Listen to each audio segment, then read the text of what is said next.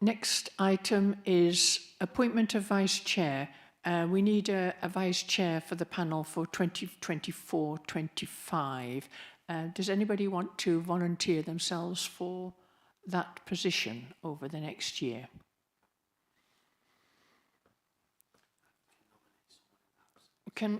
Would you? Well, in the absence, sorry, Chair, in the absence of somebody stepping forward, I'm happy to put myself forward to act as vice chair, if that's acceptable. I'd rather have a willing person than have to drag somebody around. So thank you very much indeed for putting that.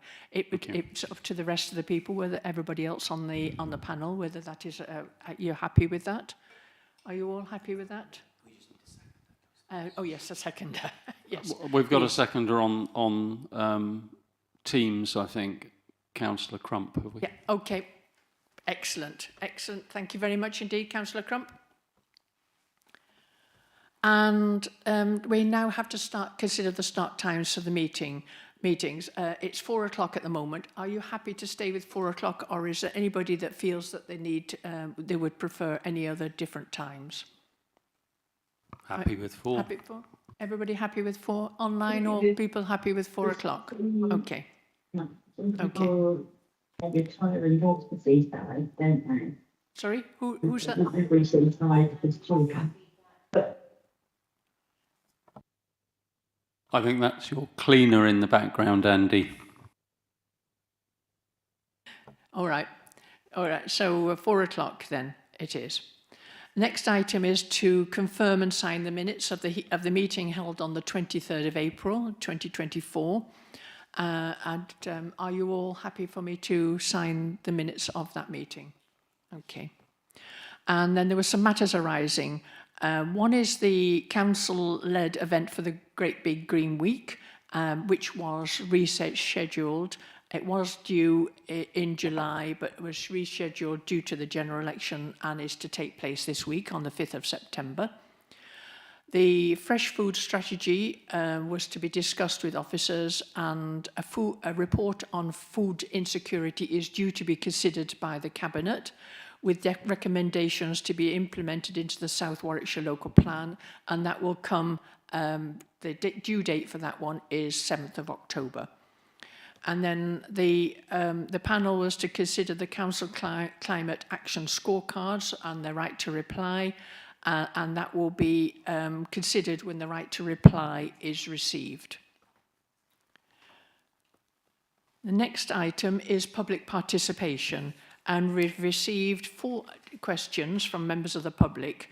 So if anybody would like to bring themselves forward. The first question was from Julie Hudson. Is Julie available? Yes? Yes. Would you want to come and put your question, and then we can seek the answer?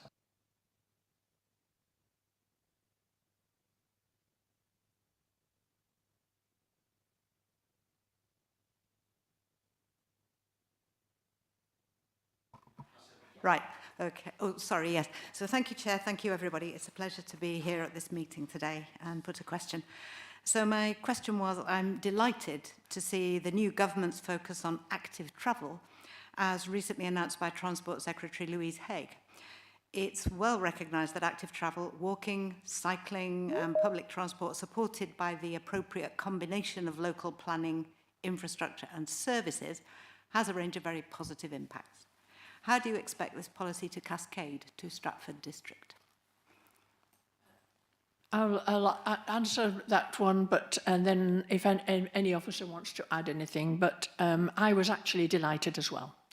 I'm somebody that has supported active travel. I was an active cyclist for many, many years. Did the John O'Groats to Land's End is my claim to fame, which was pretty hard going. I've also been a supporter of the Two Shires Greenway project, which wants to use the old railway lines to be able to develop into cycle tracks. So the active travel, whatever the government comes out with, will be addressed through the local plan, support for community schemes through the Community Climate Change Fund, which has already actually given some support to one community, which is Great Alne, to be able to develop a cycleway from Great Alne down to Ulster, do the preliminary work. And that was funded through the Community Climate Change Fund when it was done earlier this year. And then schemes such as the e-cargo bikes and trike schemes, we are re-looking at that one in order to be able to make that one become more active and relevant as we go forward. Eleanor, Warren, do you want to add anything to that, or do you think I've covered everything? No, I think you've covered everything, Councillor Junid. It's really just to stress that we are looking at how we can incentivise communities and support them to develop active travel schemes as a priority moving forwards, really. So we don't necessarily have jurisdiction over infrastructure because we're not the Highways Authority, which makes things slightly tricky, but we are willing and quite actively looking at doing more with the communities to support them in that. Councillor Crump. Thank you, Councillor Junid. Yeah, I think there's a couple of things on that. Yeah, but certainly we should be encouraging safe and active travel.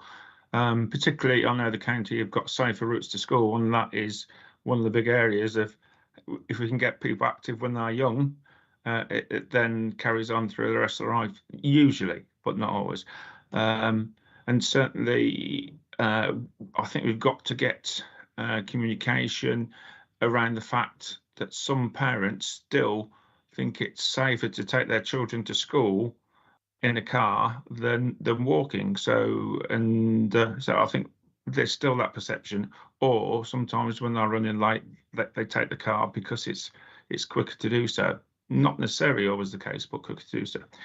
I think is the council. I know Ellie said about the infrastructure being the county council, but I think as part of our planning obligations, we can ensure there is some form of safe and active travel or better routes as part of the planning application. So I think we can do something, but it's got to be in conjunction with the county council. So I think there's lots of things we can do, but we've got to get into the mindset of residents that is safe to walk to school. It is safe to use different roads and cycle paths, and we've got to make sure we are communicating that fact. But it is a partnership. It's not just us. And I think working with the county council and various different organisations, particularly sporting ones, Sport England, where we can get some funding potential as well. I think it is a combination of three ways of doing these things. It's absolutely crucial that we work in partnership with the Warwickshire County Council. So I do hope you take that message to the County Council that we do want to do that. I'm working currently over a safe routes to school with the County Council in Ulster. I'm hoping that we are able to work in partnership. I've also had meetings in the past with MPs, the MP for the east of the district. Now I've got the MP Manuela Pertigella's online for this area, and we do need to work with the MPs. And I'm just looking forward to the strategy when it does come from the government, and hopefully, if there is any funding, then it will be even better to do that. So thank you very much indeed. I thought Manuela was just the next. She's got some extra funding for us already, but yeah. Well, we'll keep an eye on that one. Yeah, but it will be a key part of the local plan. So I hope that the answers that you've had will assure you that we are very, really want to do something about active travel. But we do have to work with the County Council, and we have to work with government. Thank you. Yes, I appreciate that. Thank you very much. The next question comes from Stephen Curry. Stephen is not present.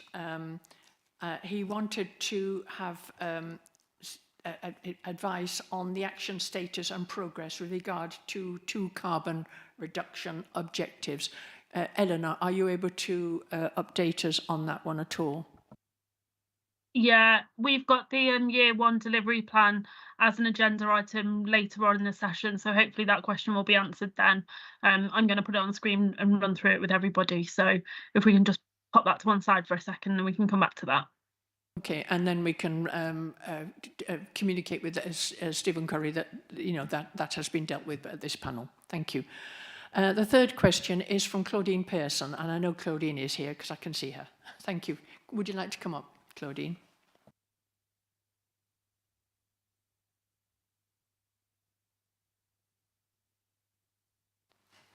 Hello.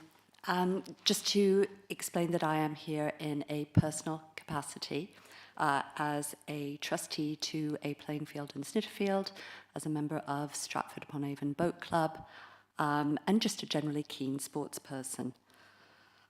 My question was, if you would like me to repeat the whole question, extreme, yes? I'd like to kind of summarise it a little bit. I know, it was quite long, wasn't it?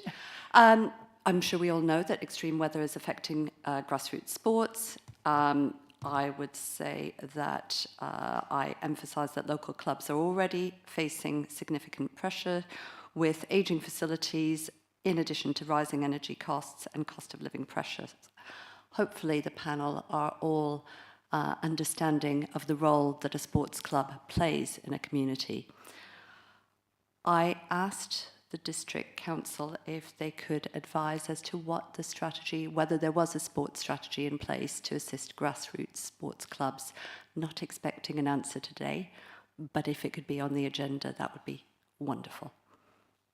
Happy to touch it further on the agenda in the future, but we actually have the active communities strategy that was put forward this year, accepted by the cabinet this year.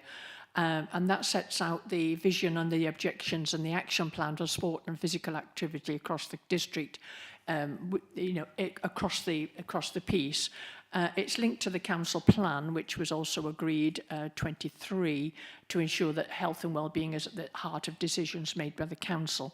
But I take your point about linking that to climate change and making sure that that there is a particular funding and advice to help with decarbonisation.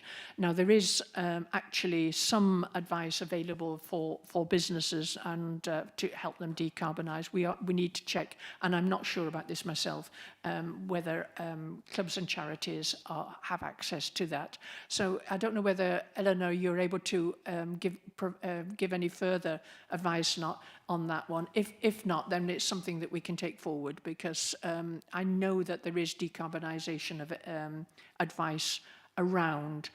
We just need to make sure that it is around for the particular sector that you're bringing to us today. Just to add, Claudine, that the delivery plan that I've just mentioned does have a section on adaptation with some more specific milestones in that would relate to community, charity groups, sports clubs, that kind of thing. So you might find that we answer some of your questions later on in the session again. We also, through our Community Climate Change Fund, support projects with not just a mitigation focus, but an adaptation focus as well. So things around flood relief, reducing overheating of buildings and that kind of thing would be supported through that. If a grassroots sports club can demonstrate that they are a properly constituted community group, then they would be eligible to apply for that. So if you do know of anybody willing that has any ideas, we'd welcome to see that from them. I've got Councillor Crump and Councillor Pertugena. Yeah, sporting.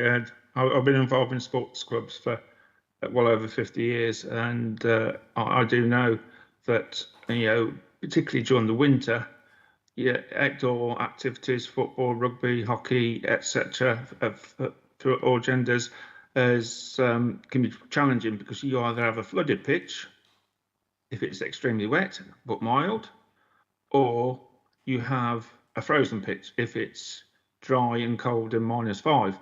So it can be very challenging to do with that. I know some of the clubs have started using all-weather pitches that tend to be more available, particularly when it's icy, but also they can have some mitigation in to help with flooding. And I think Sport England are particularly keen on that. So I think if we work with Sport England and other sporting bodies to encourage this, because sporting clubs are the social glue of many communities, good for mental health, good for activity, and also for community cohesion, and people get out and about. So I'm a strong supporter of community sporting clubs for all ages, all genders, etc. So if you ever want to speak to me, or email me at either my county or district council address, I'm more than happy to do that. But yeah, I can understand the challenges behind sporting organisations, and particularly around when it's younger people involved, and we really have to be careful with their safety and their welfare. So thank you for raising it. I think that's a really good point. So thank you very much. And I do appreciate the stresses and strains you have to go through to get events on a regular basis, particularly during the winter. And Councillor Portigello, and who also happens to be the MP for Stratford-upon-Avon, would you like to come in at this point, and then I'll bring Eleanor in at the end. Yes, thank you, Chair. The other thing as well is that this the council, actually Warwick District, is developing a playing pitch strategy, and that's integral part of the South Warwickshire local plan. And I think that's quite important as well to integrate. So maybe that could be brought to the South Warwickshire local plan working group, because all the issues of climate resilience as well and mitigation maybe should be integrated in the playing pitch strategy. It's also important that the playing pitch strategy is in place soon, because when you apply to funding, like Sports England funding, they want to see the playing pitch strategy of the council. So just to say that that's a really important document, and I know it's making its way through the South Warwickshire local plan. Thank you. Thank you indeed for that. As I say, the local plan is quite crucial to this one. And have I got Eleanor Warren and then Councillor Crump? Do you want to come back in again at this? No. Okay, so it's Eleanor then at this stage. Yeah, just to say, Claudine, I wonder if it would be worth us scheduling a chat to discuss what sort of support would be useful, like we did with the town and parish councils. Just because that's quite useful for myself and colleagues when we're looking at developing a programme of what that might look like. One of the actions in the delivery plan, which I'm going to present shortly, is to undertake an exercise where we look at where climate vulnerabilities and community vulnerabilities intersect, and that could well include detrimental impacts on sports. So it might be that is flagged within that exercise, but it'd be really useful to hear from yourself, being so closely linked to the sporting communities, as to what support would actually be valuable for us to provide. So happy to get that booked in over the next couple of months, if that would be good. Yes, it would be. That was a really positive, positive that, and I do hope that you can get together to to look more closely at that one, because as I say, I think it's something that is quite crucial that we bring up and make sure that we are addressing. Thank you very much. Thank you very much. Moving on to question number 4, which is Stephen Norrie. Hi, sounds like this is still on. So, in the Welcome Hills area of Stratford, where I've lived for the last 6 years actually, I've noticed that quite a few people have recently concreted over their garden to create parking space for another car. More concrete means more and faster rainwater runoff, contributing to the risk of flooding elsewhere in Stratford, and there's probably also a small carbon sequestration and biodiversity impact as well. Also, when you look through the planning concerns of the planning committee, I think something that comes up quite a lot is impact on street character. And round the corner from me on Blackthorn Road, there are 4 that have been done in a row, and once you get to a certain number of them done, it really does change the nature of the street. And that, it seems to me, to have happened on Blackthorn Road. I mean, it's not many people that are doing it. Welcome Hills is still quite a nice area, but 1 a year, 2 a year, if you keep going, you lose the character of the area. So I was wondering if the council has any powers to prevent this ongoing concreting over the town's gardens through the planning process or the South Warwickshire local plan, and if so, if it is willing to use them, or if councillors have any other ideas as to what can be done to prevent this kind of transformation. Yes, and I'll bring Eleanor in, but it is part of adaptation, making sure that we are, not got too much water going into the drains. But actually, the government did issue guidance on permeable surfacing on front waters in 2009. At that time, and I don't know whether this is altered since, the permitted development rights that allowed hard standing without planning permission changed to encourage permeable driveways. At that time, in 2009, if a surface had to be covered with more than 5 square metres of, then planning permission was required for laying any traditional impermeable driveways if there was no provision for water runoff to be managed. And guidance is still available on the Government UK website and planning portal. So I need to double check that this has not been changed by the expansion of permitted development rights in recent years, but I always understood that if it was impermeable, then you had to apply for planning permission.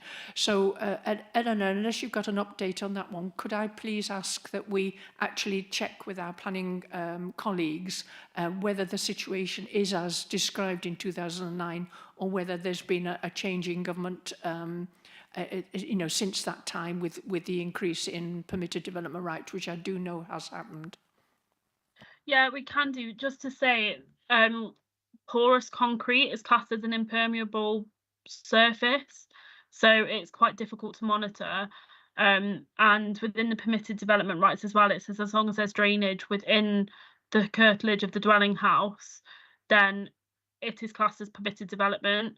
I'm not sure about the rules of 5 square metres or over. That's worth us checking, Councillor Junid. So definitely one for us to follow up on with our planning colleagues. But the powers are fairly limited, I believe. It said we'll double check on them, but I do know that on the still on the Government UK website there is a considerable amount of guidance and advice as to how to make sure that any driveways or front gardens are not not treated as to become impermeable, that they could be treated in a way that prevents water from running off into the drains, etc. So we do need to check that people are following that one and exactly what the policy is now. So we'll get back to you on that one. So to make sure that I'm absolutely correct and checked with our planning colleagues.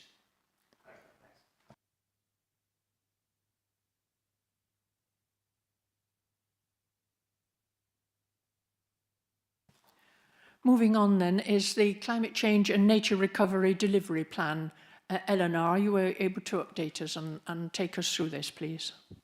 Yeah, of course. So just to set a little bit of context, this has come off the back of a need for an updated strategy for Stratford-on-Avon district. So what we've done is we've looked at updating the overall strategy, which is currently in draft format. So I don't have a version to share today, but what we do have is a delivery plan which will sit alongside that. We have made the decision to produce annual delivery plans rather than setting it for 5 years, purely because we're so reliant on resourcing constraints and overcoming them, and policy shifts in the policy framework, that it's difficult to forecast for 5 years time, basically. So what we have proposed that we will do is update the delivery plan every year with KPIs to monitor the success of each action which has been delivered, if that makes sense. I probably haven't explained that very well. So every year we'll also produce a progress report and monitoring update so that we can more clearly evidence what has been achieved over the past year. So it focuses on the 4 areas that we are already working on. So internal decarbonisation, external decarbonisation across the district, climate change adaptation, and then we've included nature recovery as well. I'm going to share it on my screen and talk you through each action so that you can get an idea as to what we're proposing for delivery within the next calendar year. So let me share my screen now.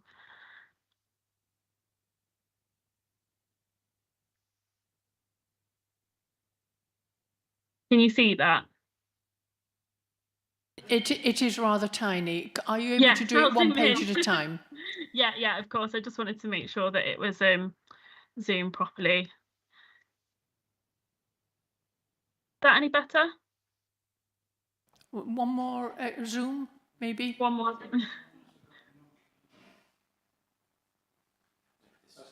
that's getting better. Yeah, Cool. you're all right there. Okay, so I'll talk you through. So the first section is annually delivered projects, and like I've just said, these are the projects that we propose will be updated every year. So the first one, we've got emissions reporting for the 23-24 emissions reporting year. The next one is to produce the climate change monitoring and progress report for the 24-25 delivery plan. So basically it summarises the success of how we've done against the actions set out within this document. To develop a climate change and nature recovery communications plan, so that will be an ongoing programme of work for us to take forward with case studies, funding opportunities for communities, successes of the council, and where we're looking to partner and collaborate on different areas of work. The next section is Net Zero Authority. So this section is broken down into high emitters, being our leisure centres and our neighbourhood services vehicle fleet, including our refuse collection fleet. Medium emitters, which is more of our kind of built estate, so things like Elizabeth House, Venture House, Visitor Information Centre. And then low emitters, which are quite tiny. They include things like transmission and distribution losses from across the grid, and staff commuting, that sort of thing. So what we're proposing for the next year is to really focus on those high emitters so that we see the most significant reductions to our carbon emissions as possible. So actions for delivery for the next year is to continue using HVO in our refuse collection fleet, to successfully install solar panels on the roof of Stratford Leisure Centre in line with the guidance provided by the Swimming Pool Support Fund. So that builds on the grant that we were awarded at the beginning of the year to see the delivery of solar panels on the roof of Stratford Leisure Centre. So hopefully that will all be wrapped up and done successfully by the end of this delivery plan year. To establish a funding model which will allow money saved from implementing sustainable measures to be reinvested into large-scale renewable deployment across the council estate. So things like when we are making sustainable advances in our own built estate that results in a money-saving objective being realised, that money is then recouped and put to one side, which will allow us to increase the number of heat pumps, solar panels across our estate as a whole. To investigate the potential of using a solar soft loan model to finance the installation of solar panels across the council's entire leisure portfolio. So we currently have the funding, as I've just said, for rooftop solar on Stratford Leisure Centre, but in addition to that, there's potential for us to look at the installation of a carport on Stratford Leisure Centre car park and solar panels on the roof of the other four, Shipston, Studley, what's the other one, sorry, I'm forgetting, and the Greg. So look at getting those up on the roofs of that with this solar soft loan financial model. To replace the windows with a more efficient alternative at Elizabeth House to increase the energy efficiency of the building. To build a robust evidence base regarding the feasibility of decarbonising the council's medium and low emitters throughout the estate and operations of the council. So this will help us when it comes to securing government grants. So for example, the public sector decarbonisation scheme, which I think I've mentioned at the panel before, but it's a funding source which can be used for sustainable improvements on public owned buildings, and you can get really quite significant grants for that, up to about £1 million. However, the evidence that you have to submit an application is quite intensive, so it's making sure that we're in a really good spot before the funding window is announced in terms of the evidence base, so that we have a kind of project pipeline ready to go so we can capitalise on those grant opportunities. And to become a bronze accredited carbon literate organisation, which will mean that our staff and members, well, the number of staff and members who receive carbon literacy training throughout the organisation increases, and we fulfil the accreditation needed for that. The next section is a low carbon district. So this focuses more on the district-wide decarbonisation.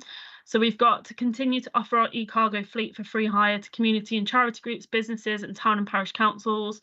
As part of this, we will increase the communications around the scheme and use the scheme as the basis for conversations around the need for low carbon transport. So linking back to that active travel conversation that we had at the beginning of the session today. To agree the approach for installing electric vehicle charge points in council-owned car parks and to roll out the installation of charge points on our car parks. We will ensure active travel routes are embedded as a consideration as the South Warwickshire local plan progresses. to continue to distribute energy efficiency focused grants on behalf of central government for the retrofit of existing homes, to develop a programme of support for the able to pay market to support homeowners interested in installing solar panels. So some of the feedback we've had from residents is that they're interested in installing solar panels, but they're not really sure who to use and where to go for advice to do that. So the idea being that this would serve as a catalyst to increase the uptake of rooftop solar across the district, but in a way where residents feel supported to do that and like they're able to do that successfully and reap the benefits quite quickly. To continue to support the delivery of the Canal Quarter District Heat Network, to work with the County Council and other districts and borough councils to explore the production of a local area energy plan for the district. So this will see the sites suitable for different renewable energy technologies across the district be mapped so that we can use that as a basis for conversations around grid decarbonisation in the future.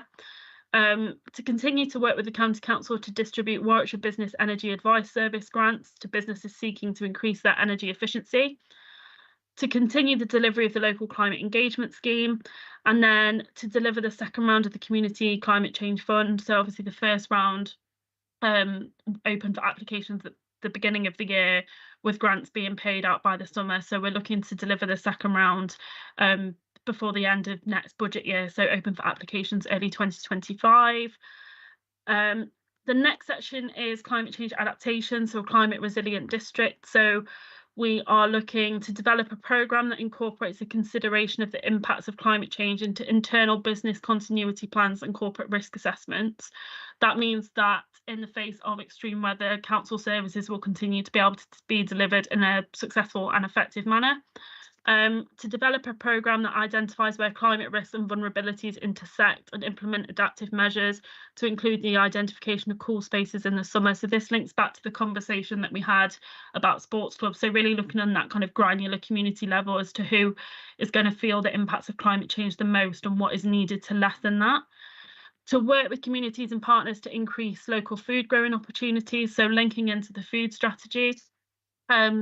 To work with a partner organisation to develop a business resilience programme. So the idea being that local businesses can work with us and feel supported to consider how the impacts of climate change are going to affect the day-to-day running of their business and what measures they might implement to ensure that they continue to prosper in the face of a changing climate.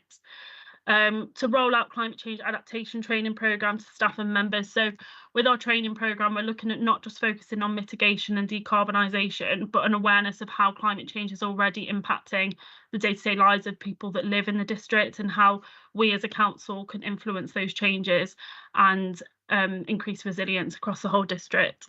And then the next section is enhancing the natural environment. So we've got to deliver the context of the Stratford-upon-Avon Local Nature Reserve Framework Landscape Ecological Management Plan. We've got to continue to identify areas suitable for ecological enhancement on our parks and open spaces. To explore registering other council-owned nature reserves as biodiversity net gain receptor sites. To work with town and parish councils to enhance understanding of how they can manage their land for nature. And to deliver round 2 of the Free Trees for Farmers scheme in partnership with Heart of England Forest. And then finally, to continue to work with the Heart of England Forest to deliver the Tree Call to Action project. So within this document, you'll see that we have included a key performance indicator for every measure. So when we get to the end of the year and we're looking at reporting our success, we have a really clear idea as to how we're going to quantify that. We've also got the relevant service area to be involved in each measure, the source of funding to make sure that it is deliverable, and the timescale for delivery as well. So that is the first year delivery plan. I'm going to stop sharing my screen, but I'm happy to take any comments and thoughts on anything that we've missed or anything that you'd like to see in addition to what we've included. What I will say is there is a caveat at the beginning of this document that this is the minimum of what we'll be looking to achieve over the next year, and it's not exhaustive. So we know with this kind of work and working in the sustainability field, different projects can come up at different times and there are different grant funding opportunities that we'll need to capitalise on. So this is the basic of what we'll be looking to achieve. Thank you very much. And it's that emphasis on the fact that this is the action plan for the year ahead, which it does involve a lot of funding, obviously a lot of work, and that probably is a key time to be able to introduce the fact that we do now have an extra person working for Stratford District Council to help Eleanor with the work, and he is actually in the room today. So welcome, and your work is cut out, but you know now what you've got to do. so excellent. Thank you very much indeed. And obviously this will go forward through the budget round, just to make sure that we do have the funding from the District Council. But it's good to be able to point out that some of the funding comes from other sources like the soft loan funding, but also government and various other sources of funding. We just need to make sure that if, for example, more funding becomes available from the government, then we will need to know that and to help us with that. And thank you for picking up on things like the local area and energy plans, because not only is it a key part of the planning process, but it will highlight where there is potential problems with, for example, not having enough grid capacity in certain areas. So it is quite key that we properly manage that and map it out. So I think that's... Now, have we got any other questions? Councillor Hatch first, and Councillor Keithley afterwards. Thank you, Ellie. That was amazing. It was quite a thing you just went through. And you kept saying we, and I know there's only you, but I'm really pleased to hear that there is a we now, trying to put that all in place. I've got one or two quick questions. And I'm also really pleased to see the carbon literacy thing in there, so that's great news as well.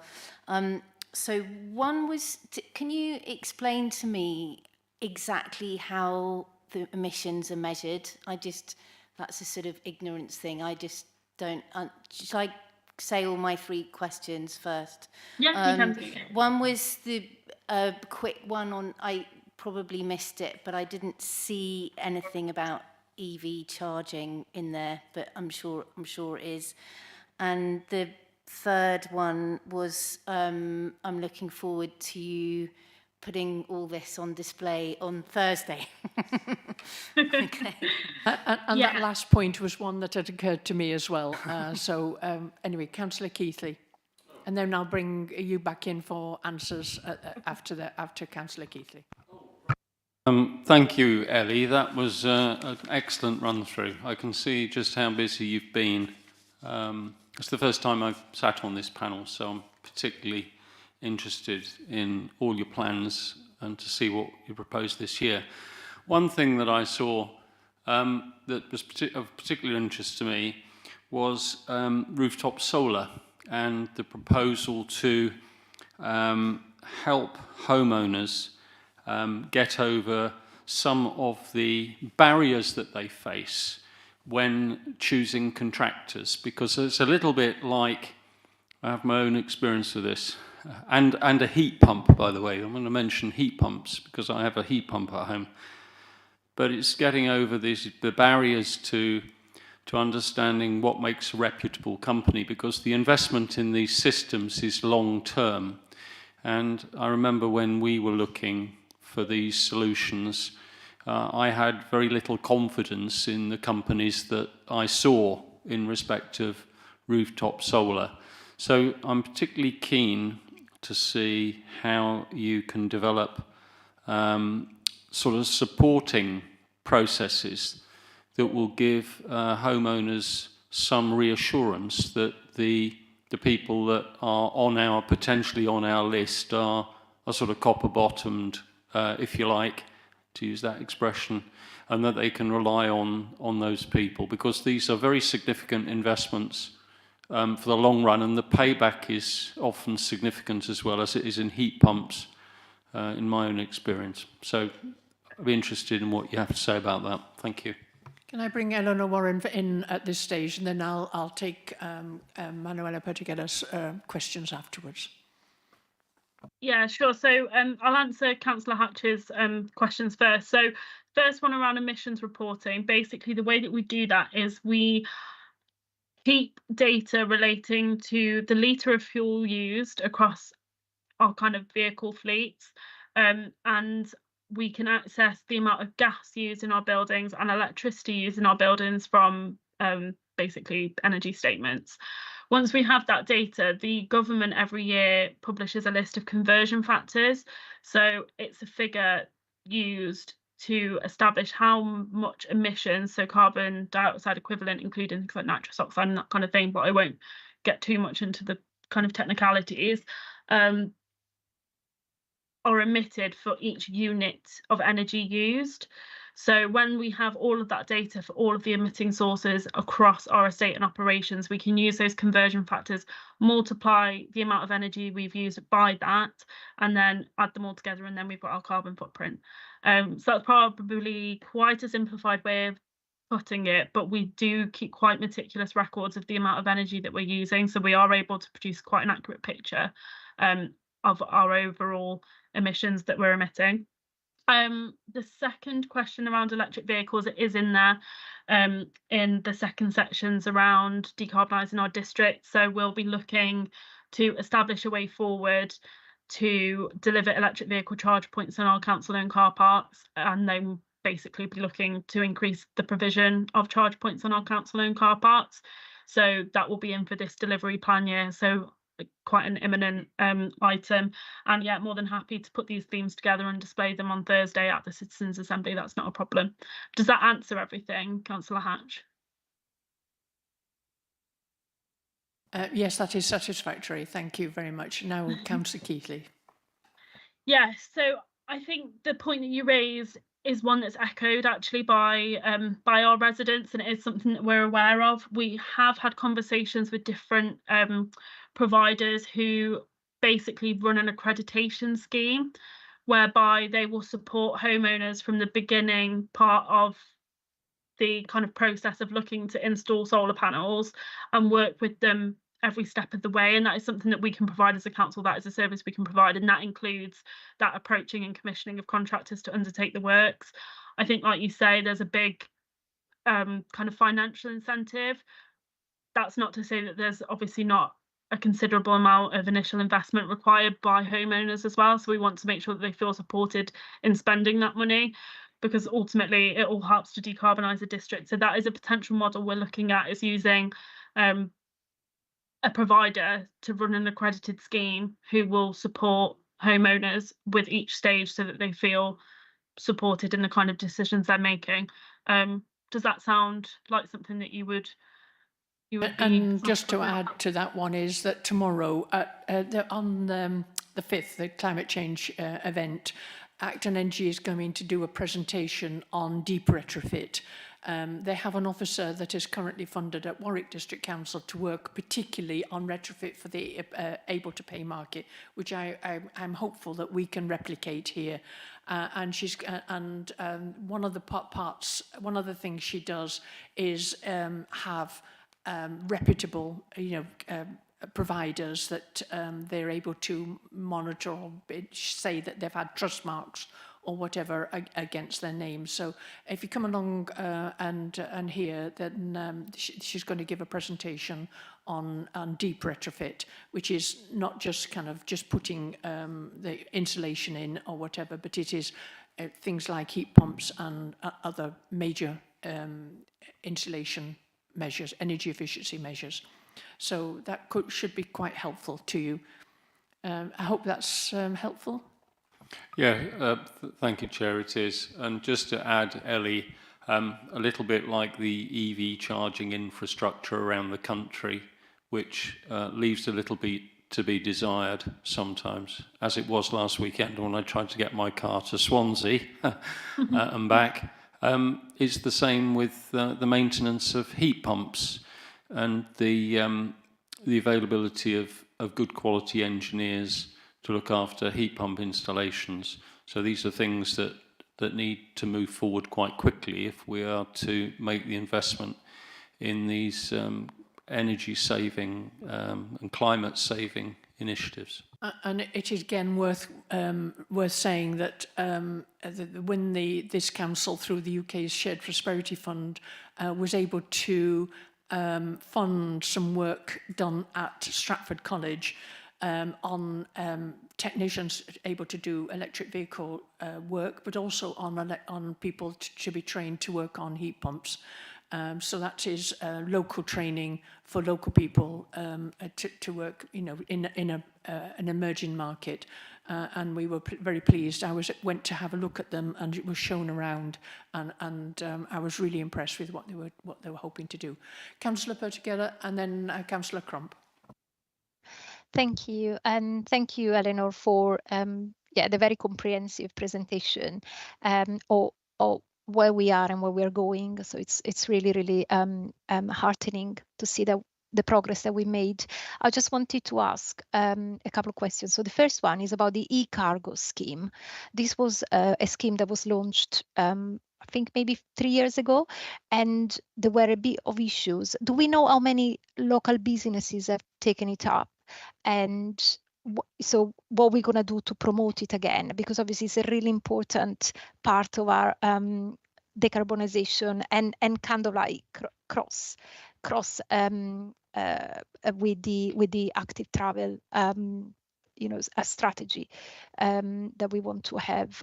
So that's one. The second one is about the climate change fund.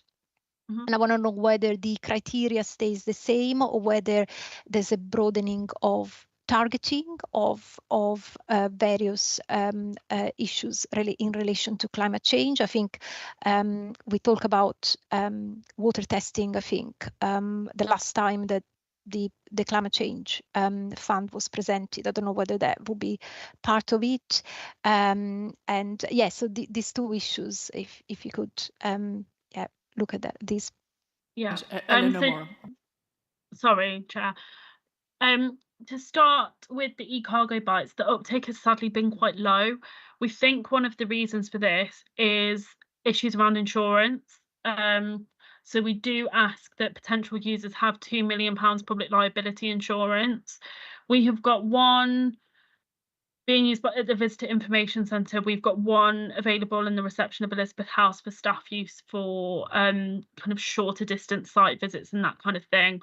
And then we've got one going out to a community champion, which leaves us with still quite a few. That leaves us with 5 trikes and 2 bikes to get underway and get being used, because I think we really do want to see them being used. That is obviously the point of having them. So my new colleague is looking at increasing the usage of those, and we've also broadened the scope of who we would kind of advertise. So I've had conversations with different kind of trusts. So we've thought about linking in with the National Trust to see if they could use them on any of their estates. We're really open-minded as to who uses them now in town and parish councils, if there's any benefit or any use that they could think of. Charity groups, community groups. We're really trying to get these bikes be used, but for some reason they just don't seem to be being taken up, which is a real shame because they are great. So like I say, that's something that my colleague is looking at, and hopefully we can get the ball rolling on that and get a few more being out and being used. Sorry, Councillor Pertugela, do you mind just reminding me of your second question? Was the community climate change fund? Yeah. What the criteria, whether you're broadening the criteria or whether it stays the same as it was delivered in the first part of the year. That is a decision that hasn't been made yet. I think in the first round we included anything that was climate change adaptation, anything that was climate change mitigation, and anything around kind of building an evidence-based research, feasibility studies, that kind of thing. So if there is something that we've missed out from that and that isn't included in that criteria, I'm happy to talk about it, and then obviously we'll take it through the relevant channels for that to be approved. We're quite open to feedback. Obviously the first time we ran it was the first time we've run that particular scheme, so it was, I suppose, in a way a pilot. So if anybody has any feedback, and that includes applicants as well, as to how we can streamline that process and broaden it, then we'd be happy to take that on board and take it into consideration for the second round. Thank you very much indeed. And part of what also is happening is that we're going to showcase some of the good examples to make, because that people can copy the work that has been done. Councillor Crump. Thank you, Councillor Junior. Part of my question was asked by Councillor Pertigala, or MP Manwayler anyway, whichever title she prefers, around the e-cargo bikes, etc., and the usage. So thank you for that. It seems like one of the barriers Ellie was saying about is the insurance, the 2 million public liability. Is there anything we can do with our insurers to help reduce that barrier, mitigate it or something like that? Because obviously we must have a reasonable insurance policy and some clout in the market. So whether that could be done, or whether we can look how other councils have got over that problem, might be just something we could look at potentially. And then the other bit was slightly similar to Councillor Keithley's, to do with how easy is it for them to be maintained. Obviously, Stuart was saying about his heat pumps. I assume we've got no real problems about getting these maintained. And again, have we got enough infrastructure in the Stratford area, Stratford town in particular, that they won't have to worry about charging problems? I know we're not going to Swansea on them, but are we okay for using them locally? Is that another barrier, or are we okay with those? So, thank you. Okay. So to answer your first question about insurance, we have asked those questions before, and insurance continues to be a problem.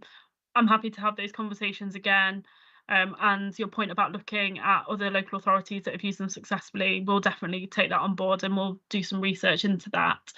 Sorry, just to confirm, your second question, was that around electric vehicles or the cargo bikes? The bikes, how easy are they to be? We've not got any problems with maintaining them, and that obviously again, new technology, is that a problem? And are they have got the range and things, so they're okay? So it was just those two extra points that were quite similar to Keithley.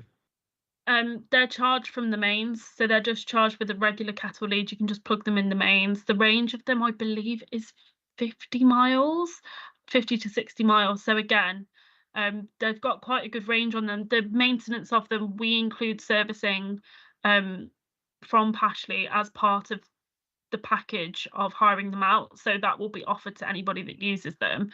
If anybody can think of anybody that wants one, we're happy to have that conversation with them.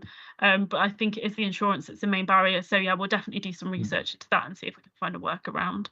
And that's good about the charging from the mines. The only thing, if we do let them, can we have just some caveat about no overnight charging? I've got the fire and rescue portfolio at the county, and some fires have been caused by charging overnight and e-bikes, etc. If we could get that, I'm sure there wouldn't be a problem, but I'd rather err on the side of safety, if that's okay. Yeah, of course. Yeah, that is embedded as a consideration, but just to reassure any potential users, these are kind of the best of the best. They're really, really good, high quality pieces of kit. But it is obviously a consideration. That's the last thing we want. So we can definitely include that in the kind of onboarding process. If somebody takes it out to hire, we can include that they've considered that, and there's mitigation processes in place, like not leaving them charging overnight. Yeah. Thank you very much indeed for all those the questions. Now, is there anything else that anybody wants to raise with Eleanor Warren on that delivery plan?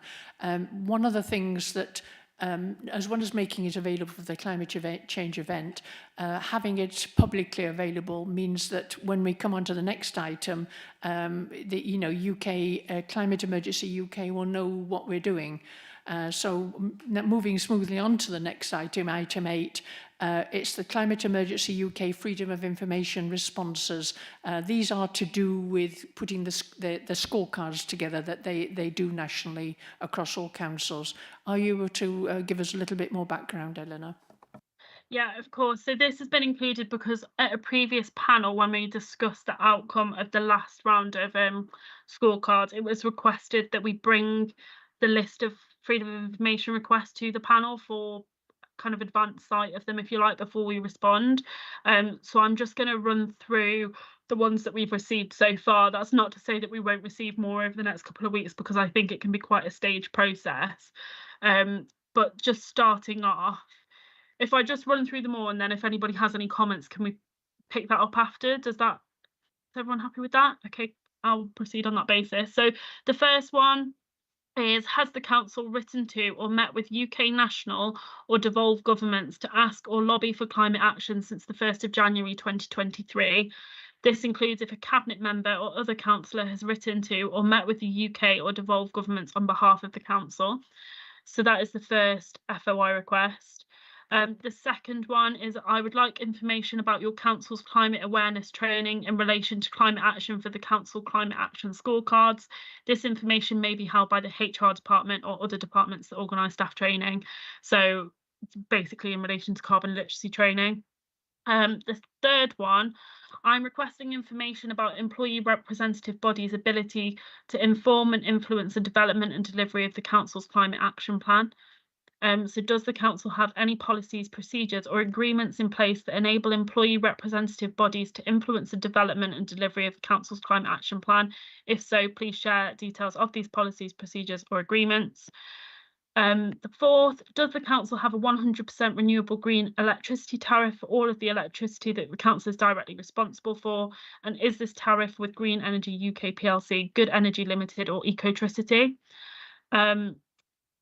And then a follow-on question to that, does the council generate and use energy from waste? And if so, what percentage of the council's total electricity use is powered by these energy forms from waste electricity sources? And then another follow-up, does the council buy directly from a local renewable energy source or have its own renewable electricity sources? And if so, what percentage of the council's total electricity use is powered by these renewable electricity sources? So those are the ones that we've received so far. If anyone has any comments on those, happy to take them, but I will be over the next few days putting together a more detailed response and going to the relevant bodies for the information that we need to complete that in full. But I just wanted to make sure that everybody on the panel had sight of the FOIs before they were responded to, basically. No, I mean, I'm happy that you put forward the detailed response and let us see the detailed response, because you can go to colleagues and get a lot more information than we could possibly produce just here and now at this panel.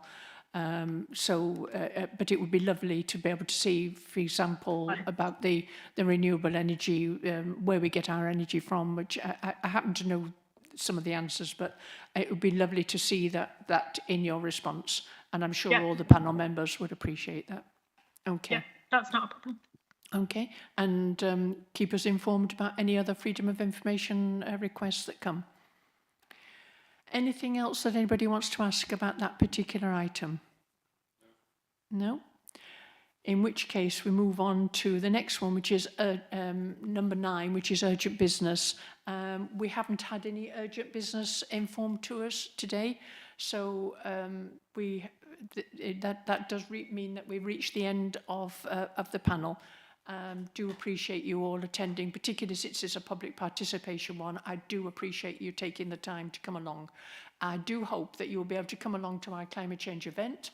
One of the things that we want to do at the climate change event, or afterwards rather, is to have a review of it in order that we should be able to consider and learn some of the lessons in order that we could consider future events. So this is the first time we've ever done that, so that will be excellent. Councillor Hatch. There will be a QR code available on the day for people to fill in feedback forms, so we will use those forms to as part of the learning process. Thank you very much indeed. And Councillor Manuela Pertiguera, MP as well. So I just want to wish everyone good luck for the event. I'm really sorry that I can't make it, because obviously we organized it and so on. So I wish good luck. Please share the good stories that you're gonna hear on the 5th, and we will have I'll be here because obviously there's the Great British Energy Bill going through Parliament on that day. Yes, we would like to be kept up to date and be able to feed our responses into anything that is related to this climate change panel. That would be absolutely excellent. Thank you very much indeed. At that point then, I close this meeting. Thank you very much.